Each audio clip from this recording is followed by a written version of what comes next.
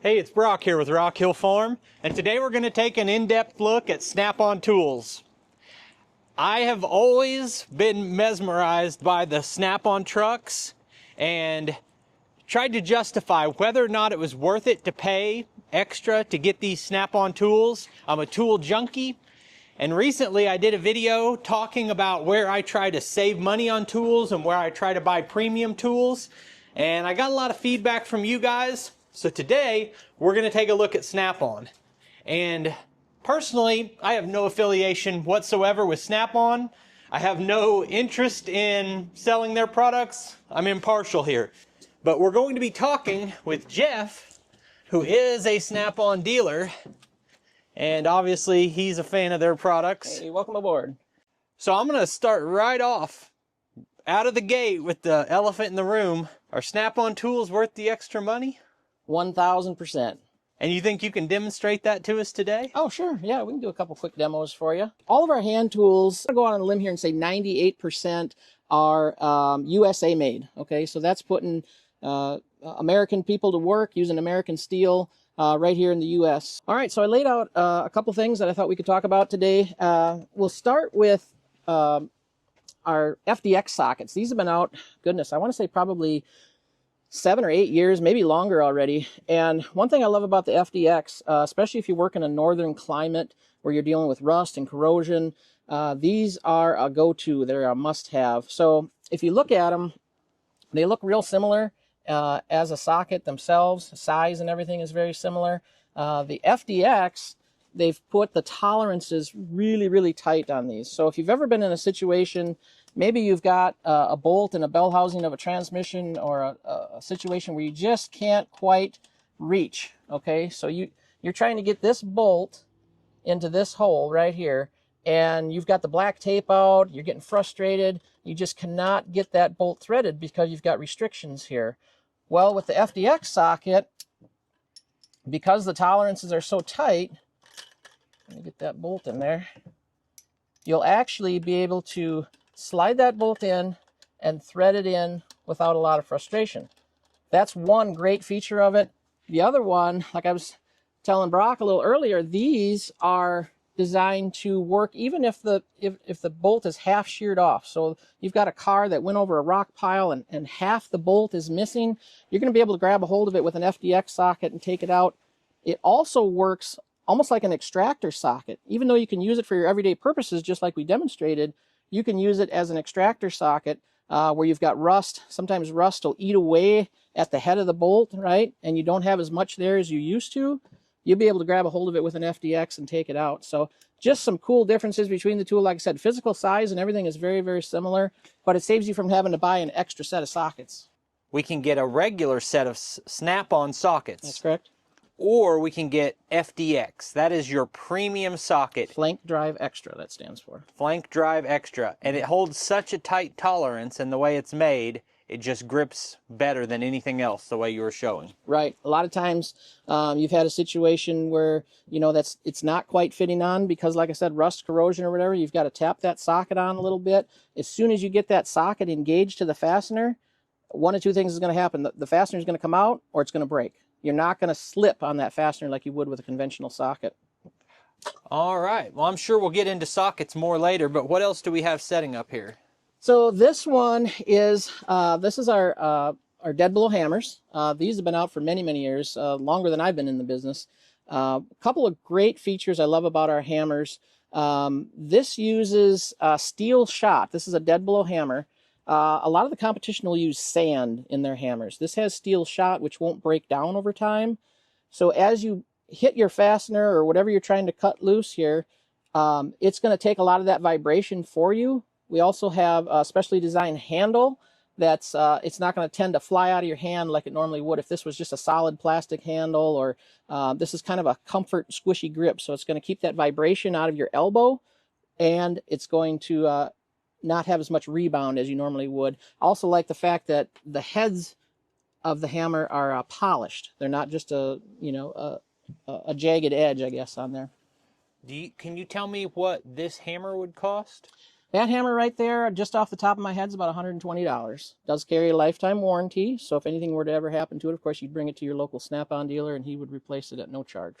I gotta say, I kind of have a hard time swallowing the price sometimes. That, I guess it's just buy once, cry once.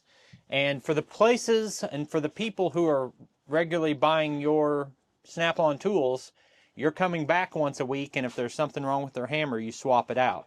That's right. Yeah, I see the same customers at the same time every week. So we're providing that service along with a great quality product. All right, so what else do we have here? All right, so these are our LN46 ACFs. These have been out probably close to a year now.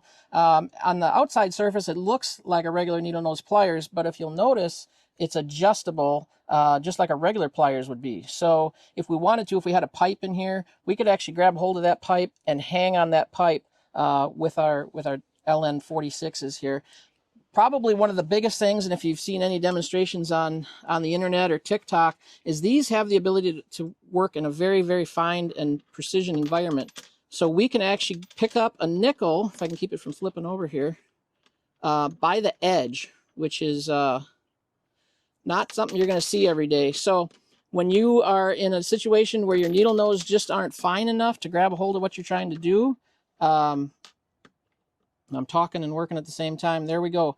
Not that you need to pick up a nickel every day with your needle nose pliers, but it's nice to be able to know that if you're trying to get in and pull a pin out or something that's very, very small, you'll be able to grab a hold of it. You see we've got our edges inside here. I don't know how good of a shot you can get of that. Those are designed to grab a hold and not slip, right? Instead of just being a one-way slant, they're kind of cross-hatched on there. So when you grab a hold of, let's say, a cotter pin or a fine piece of wire, you're not going to slip as often as you would with a conventional. Okay, so I'll tell you here, I want to get to the price on these, but I'll tell you this is an area where I've come around because I have a tendency to think pliers cost about $5 for a 2-pack. And you get them at Walmart, you get the fat ones and the skinny ones, but what happens is you can't hardly use them for anything. And when you really try to grip anything, these joints are too loose. I've spent a lot of time being frustrated with a pair of pliers not meeting quality standards. For sure. And a couple things I skipped over on this that we'll talk about. You'll see how this pin is in here, right? A lot of your $5 for 2 pair, right? They're going to have a bolt with a nut on the backside. You've got no nut to come loose on there. Okay, that's a pressed pin, so you're not going to get that walking around like you would on some other pairs. And these are forged. Some pliers, I haven't seen any in a long time, but you get some of the electrical pliers and stuff that are actually a stamped steel versus a forged. Okay, and on these, people can either pay cash for them or they can trade their car in to right. get Yeah, it's about an equal trade on those. Now, those right there, shooting from the hip, I didn't look up prices ahead of time. I think they're about $63 for that pair right there. Yeah. I've got to say, I do kind of want these pliers. Yeah, we'll send you home with a pair of those today. Those are pretty cool. Yeah, and they make them in 3 sizes. That's actually the medium size. So, all right, now we're going to talk about the HL138 ACP. These have been around about, I want to say about 15 years, maybe a hair longer. And these, when you look at your conventional pair, of course, don't mind the color. These are green. You're going to notice something a little goofy right away. And these are actually high leverage pliers. Okay, so they're still adjustable. And what I like about these is they have the cutter in there. So you can get in and actually use them kind of as a high leverage cutter. But Brock and I are going to do a little demonstration here and show you one of the cool differences on these. Okay, so we're going to put a penny in here, and I'm going to put it right on the very edge. I'm not going to get way back here and get a hold of it. I'm going to put it right on the very edge, and then I'm going to take just a basic everyday rubber band from your office, and we're going to allow that to do the squeezing for us. So not a ton of pressure on there, just enough. And I'm going to give Brock a pair of our regular pliers, and we're going to do a little tug-of-war contest here. All right, so Brock's got our regular pair. Now he's going to get that penny out of there, but I want you all to see how much force it takes. Maybe. Okay, maybe not. So I was really pulling on that, guys. So this little bit of tension, I just wrapped it around a couple times. So you can imagine if you were trying to get a cotter pin or something out where you really need a lot of pressure and you're holding this with all your might, you are not going to slip out of there, especially if you've got that way down in here. You've got that much more pulling power on there. That was actually pretty impressive right there. And If we wanted to, we could go ahead and deface government property here and cut the penny in half with those high leverage. But Snap-on also sells a regular set of pliers, which these have the same advantages of that other set. It's still a high quality pair of pliers. But this, other than the model number, is there a name for the difference of these two sets of pliers? I affectionately refer to them as the high leverage pliers. It's kind of in the part number. The HL, like I said, 138 ACP. The HL is high leverage. So that's going to kind of differentiate a little bit. Of course, like I said, you can tell by looking at them. I know these are army green, but you can tell right away that there's something not quite the same with these two. Now, these are going to have that crosshatch, just like those needle nose we were looking at, where the high leverage do not.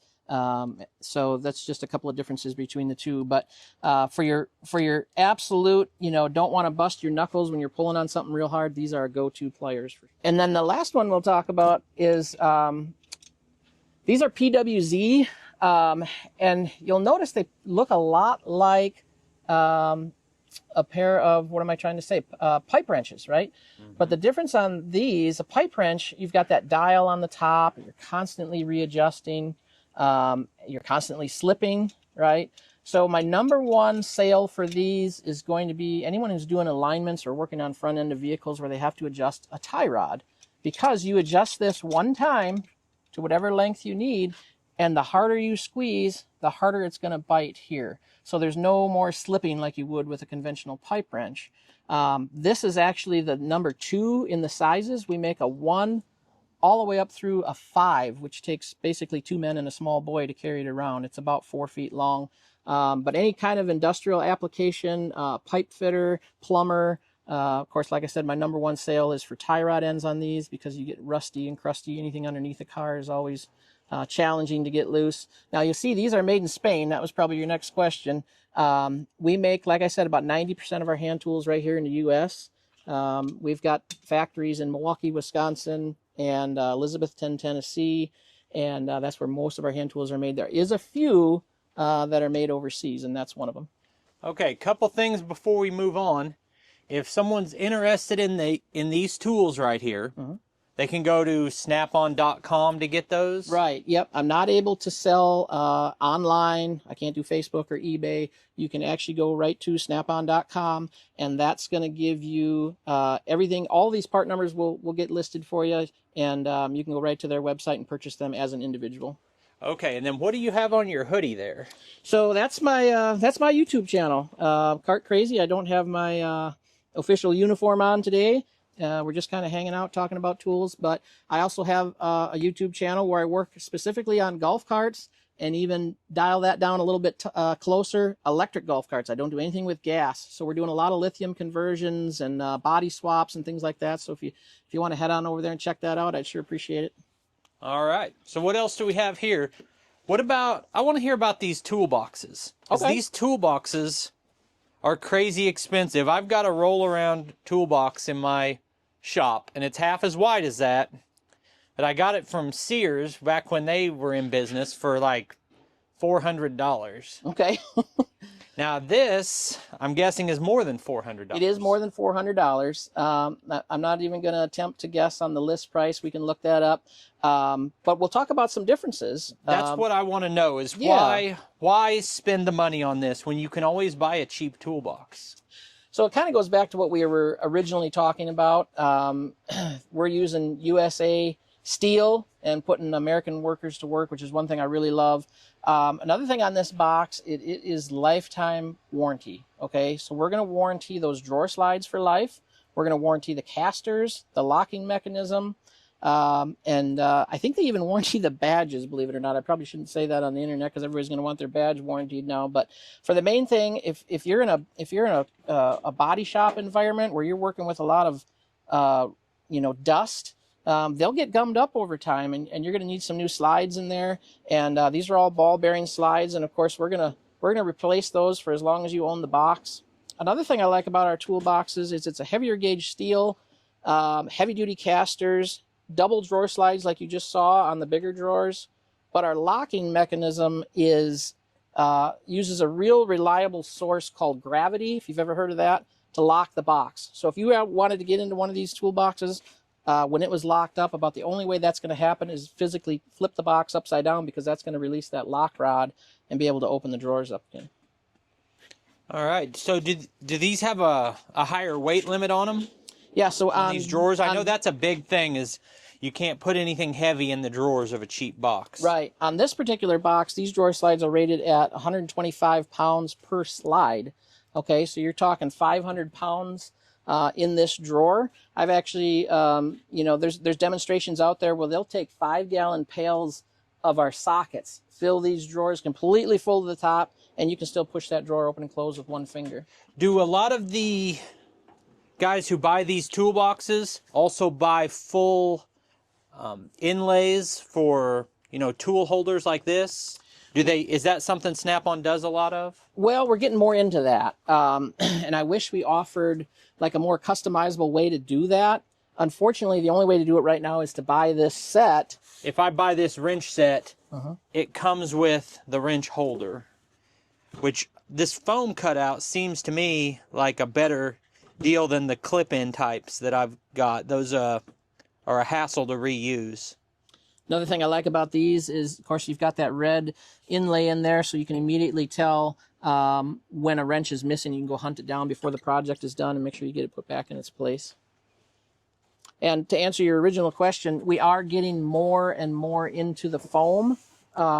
Screwdrivers, pliers, sockets. I've even seen punches and chisels and hammers where you can buy in the foam. They actually offer a box completely full where everything is in the foam. That's kind of a neat idea. It is a full-size toolbox. This is kind of a beginner's box, I would say, but it's completely full with all the sockets, wrenches, pliers, screwdrivers, all in the inlay foam. Really awesome product. It just came out about a year ago, actually. What about wrenches? Is a wrench just a wrench as a wrench? Or is there real differences between... No, not even close. These are flank drive plus. Okay, so you notice something a little different about that. Hopefully that's showing up on the camera. That's going to give you less slippage when you're on your fastener. So if you've ever had an open-end wrench slip, those teeth are actually going to bite in and grab that fastener and be able to turn that out with less slippage and less busted knuckles. Now this isn't a conventional wrench, obviously. This is what I call a 4-way. But the principles that I'm going to say here apply to our regular wrenches as well. Yeah, just real quick, what we're looking at here is that has a series of cutouts. There's a notch here, then there's like 3 little notches, and then it's got kind of a divot right here. All that's going to be intentional. And we actually have a patent on that. There's other companies out there that have tried to imitate that, but we hold the original patent to that and have the best design. So since we're on the subject of wrenches, I'm going to grab a regular conventional box end, open end wrench. You're still going to see the teeth on the open end just like we did on our 4-way wrenches. But one thing I like about this is another patent that we have. We use symmetric broaching on the end. In other words, if you're on a fastener and you're turning, you get to a spot where you're maybe stuck, you can't turn that wrench anymore, you can flip this wrench around and grab it in another spot and get another cog on that fastener to get out. So if you've ever been frustrated where you can't quite get a conventional socket and ratchet in where you're at, you have to use a wrench, right? Maybe you don't have enough room to get a ratcheting wrench in. This is going to be a great option because you're going to get a cog there, flip it over, get another cog or another turn. When I say cog, I'm meaning turn, without having to go grab another tool. You can use the Snap-on wrench. Another thing I like about these is our chrome plating is absolutely 1,000% more durable than the competition. If we had a competition wrench in here, we could actually take and strike these 2 wrenches together. That competition wrench, whatever brand it is going to be full of nicks because of the hardness of the chrome on our wrenches. All right, so what I would say as I'm looking at these, building out an entire tool set in Snap-on is cost prohibitive for me. I probably would not buy every wrench I've got. If you do, that's over a long period of time. Sure. What I would target is individual tools like this set of pliers and say, I'm going to have a really nice set of pliers. I think adjustable wrenches is another one where I'm pretty frustrated with the quality of adjustable wrenches. I think these gears are often really loose, and they're either hard to turn or you can't tighten them down well enough that they work. Yeah, and along with what you just said, a lot of times you'll get major slop in there, you know, just because of the nature of the beast, right? It's an adjustable wrench, so you're going to get some slop, but a lot less with these. And my joke for the day is, of course, this is standard and metric and right or left-handed, so. Yep. It also works pretty well as a hammer. Yeah, in a pinch. All right, looks like we've got a variety of ratchets here. Got swiveling ratchets. Flex heads. Flex heads. And those are 80 tooth. So it only takes 3.5 degrees to grab another, what I say, gear, right? So you're in a tight spot. You've only got to move 3.5 degrees to grab another gear. So even that little bit, and down in that whatever precarious situation you're in, you're still going to be able to remove that fastener. Another one that I like is this one just came out not too terribly long ago. This is what they call an indexing. So this head actually adjusts, and you can index that if you're up, got to get around a corner. You can actually tip that head. Some guys will leave them loose and ratchet that way if you're in a tight spot. And they make those. This is, of course, a 1/4" drive, but they make those in 3/8 drive as well. All right, what about power tools? A lot of guys are Milwaukee, guys are DeWalt. Sure. And then there's really higher end, more premium, you know, power drive tools. But I mean, do these compare favorably? I mean, do these stack up against Milwaukee? Well, we're going to be a little bit above the competition on those. Our horsepower on our ratchets is about, on average, 5 to 10 foot-pounds more than a Milwaukee. On some of the new ones that just came out, or actually about 25 foot-pounds more. And of course, we've offered the long neck, which gets you down into some of those tight spots. We offer the same battery system that we had for years and years and years now. So if you come out to the truck and buy a new tool today, you don't have to worry. Your battery from 6, 7, 8, 9 years ago is still going to work in that new tool. And what you were telling me earlier is that they've improved the batteries, but they left the way that it clicks in and the way it connects to the tool the same. Yes, exactly right. So these haven't evolved over the years. Like I said, these have been out about 15 years. This particular battery is a 2.5 amp hour battery. When they first came out, they were either 2 or less. I'm trying to remember back that far. So those have improved, as well as our 18 volts have also improved over the years. All right. And as I walk around here, there's a million little specialty tools that are exactly what a guy needs for a certain project. We've got 1,000 screwdrivers and cutters. Got some T-handle ball drive sockets here. It's a little bit of everything. That's a good one we should talk about right there, Brock. Let's pull those down. Okay.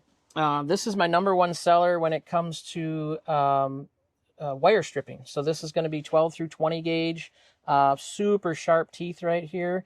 And then the end, a lot of the old school crimpers, you actually had to slide over the top. In other words, you were going this way to get your crimp way up in here. This one's got it out there on the end for your butt connectors, so you can crimp that down. Same design as the pliers we were talking about earlier, right? There's no screw to come loose. That's a nice sealed pin in there. And of course, lifetime warranty, just like everything else. Yeah, that looks like a nice tool. All right, well, I saw some cool stuff. I hope you guys enjoyed the video. Let me know in the comments what you think about Snap-on tools. Is this stuff worth the money? Are you dying to find out? Just let me know what you think. I appreciate you taking time to watch the video. I'll put links on the screen to a couple more of our videos, and I'll see you next time.